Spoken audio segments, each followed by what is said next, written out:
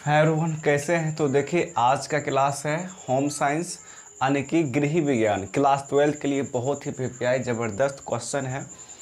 इसको भी अच्छा से माइंड में कर लीजिएगा सेट, क्योंकि यही सारे क्वेश्चन सब बोर्ड में पूछा जाता है। तो आइए लेट नहीं करते हैं, सीधे क्वेश्चन पे आते हैं और इसको कैसे करना है, कैसे लिखना है, हम अपनी भाषा में आसानी से समझते हैं। ठीक है, तो क्या है क्वेश्चन में कि रसोई घर को स्वच्छ रखने के लिए 4 उपाय लिखें। रसोई घर अर्थात किचन, जिसमें खाना बनाया जाता है।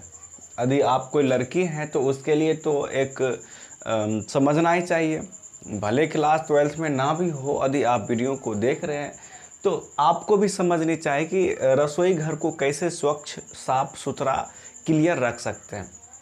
ठीक है, तो मेरा क्वेश्चन यही है कि रसोई घर को स्वच्छ रखने के लिए 4 उपाय लिखना है। आप जिसमें खाना बनाते हैं, किचन, आप उसको कैसे सफाई रख सकते हैं, समझ गए? ये क्वेश्चन इसी पर है। तो रसोई घर को स्वच्छ रखने के लिए 4 उपाय जो है कि निम्नलिखित है। ठीक है, पहला उपाय क्या है कि रसोई घर सदा प्रकाशमय एवं हवादार होना चाहिए।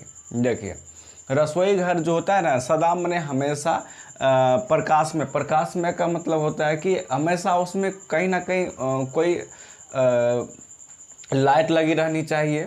जैसे लाइट में कुछ भी हो सकता है, छोटा लाइट, बड़ा लाइट, यानी कि उसमें जो है ना प्रकाश में रहना चाहिए। यानी कि उस जो रसोई घर है उसमें जो है लाइट लगा रहना चाहिए, प्रकाश उसमें आना चाहिए। समझ गए आप?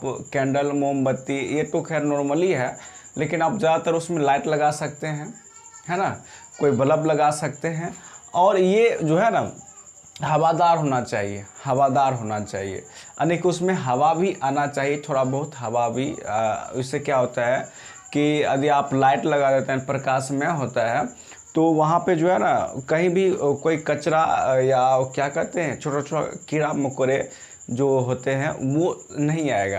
प्रकाश के रहने के कारण वो सब नहीं आएगा और हवादार रहेगा। तो रूम में मान लीजिए कि किचन में यदि कोई गंदगी है, वो जो होता है वो बाहर हो जाएगा हवा के माध्यम से। ठीक है, तो पहला में क्या होना चाहिए कि रसोई घर सदा प्रकाश में एवं हवादार होना चाहिए। ठीक है, और फिर मेरा दूसरा पॉइंट है कि रसोई घर के दरवाजे एवं खिड़कियां में जाली लगे होना चाहिए। दूसरा पॉइंट क्या है कि रसोई घर के दरवाजे और खिड़कियों में क्या होना चाहिए? जाली। इस जाली से देखिए क्या होता है कि बाहर से मक्खियाँ नहीं आएगी। जो मक्खी होती है वो रूम के अंदर, किचन के अंदर नहीं आ पाएगा। क्यों नहीं आ पाएगा? क्योंकि उसमें जाली रहेगा और उसमें चले आता है तो भोजन पर बैठेगा, तो फिर हम लोग बीमार हो जाएंगे। तो ये चीज़ को याद रखिएगा। और फिर मेरा ये तीसरा है कि रसोई घर के ज़मीन साफ़ रहना चाहिए। जहाँ भी मान लीजिए हम रसोई घर का जो ज़मीन है, जो नीचे स्लेब है, उसको साफ़ रखनी चाहिए। इससे क्या होता है, यदि वो साफ़ रहेगा तो फिर समझ गए, गंदगी नहीं रहेगा, और साफ़ रहेगा तो गंदगी नहीं रहेगा, और वहाँ पे कोई छोटा छोटा कीड़ा भी नहीं आ सकता है ना। फिर अगला है मेरा कि भोजन पकाने का बर्तन हमेशा साफ़ रखनी चाहिए।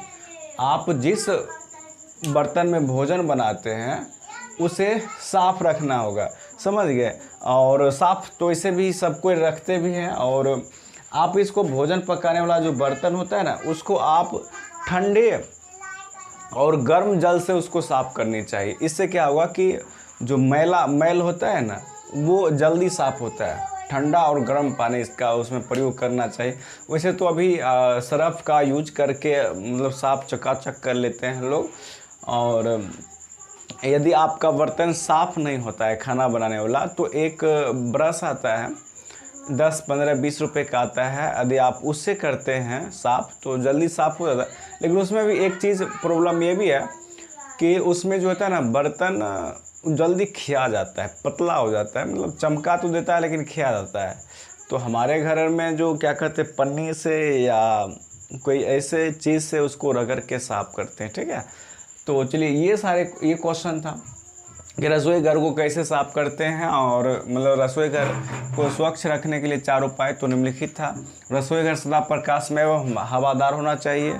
रसोई घर के दरवाजे एवं खिड़की में जाली लगी होना चाहिए।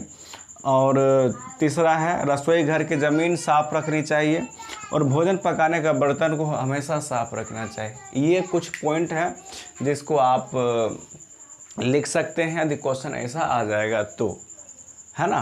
तो ठीक है। और आज जितिया था तो आप लोग ने मॉर्निंग में खाना खाए होंगे या तो जो भी खाए होंगे। और आज 17 तारीख है और 17 सितंबर, तो आज विश्वकर्मा पूजा भी है। तो विश्वकर्मा पूजा की आप सभी को ढेर सारी शुभकामनाएं। और सभी जितने भी यदि स्टूडेंट हैं या जो भी हमारे दोस्त हैं जो भी वीडियो को देखते हैं, सभी को विश्वकर्मा पूजा और जितिया की ढेर सारी शुभकामनाएं।